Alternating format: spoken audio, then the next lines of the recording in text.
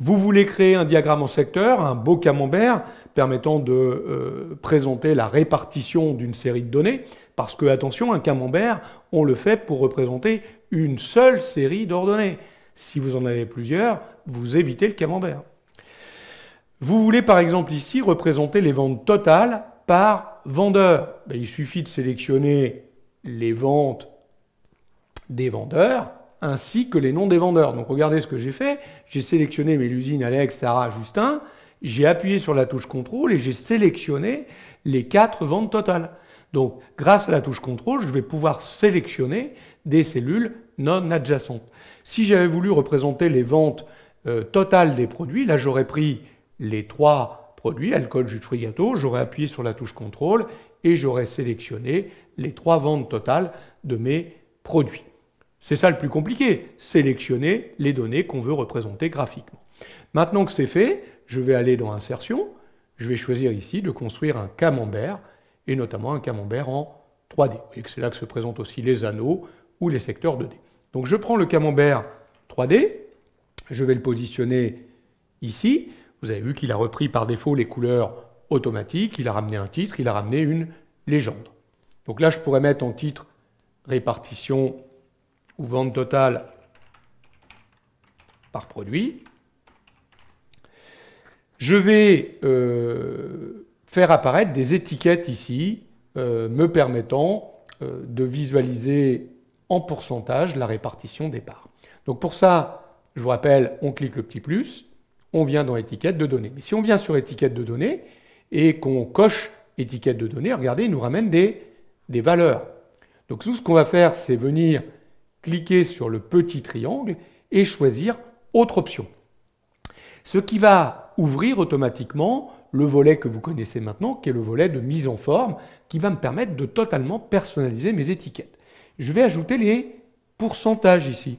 Donc en plus des valeurs, je fais apparaître les pourcentages. Je vais décider de les faire apparaître sur une nouvelle ligne. Donc du coup, j'aurai pour l'instant les valeurs et les pourcentages. Alors les valeurs m'intéressent peu, donc je vais les décocher et je vais remplacer les valeurs par les noms des catégories. Comme ça, j'aurai à la fois le nom du produit et les pourcentages.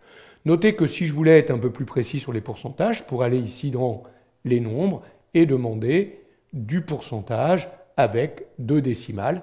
Et là, vous voyez qu'il va me proposer directement les éléments avec 2 décimales. Je pourrais aussi décider que mes étiquettes de données, plutôt que d'être ajustées, vont sur le bord extérieur de mon camembert. Oui, bord intérieur, bord extérieur, au centre, d'accord, ou ajusté. Donc moi, j'ai choisi ici le bord extérieur.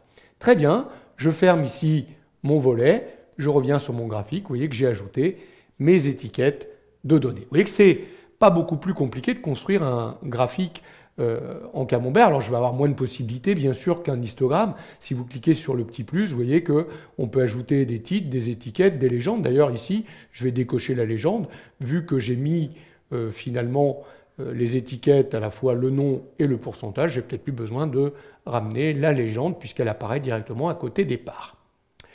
Je vais cliquer sur une part.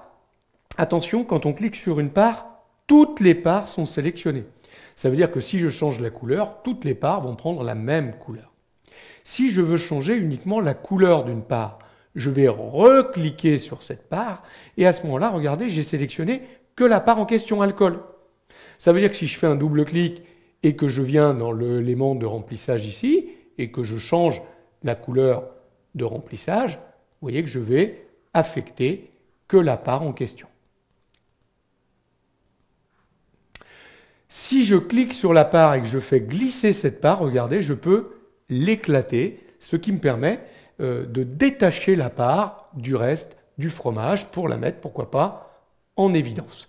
Voilà quelques petites particularités sur ces graphiques en camembert, graphiques en secteur, qui concernent une seule série d'ordonnées qui a été sélectionnée.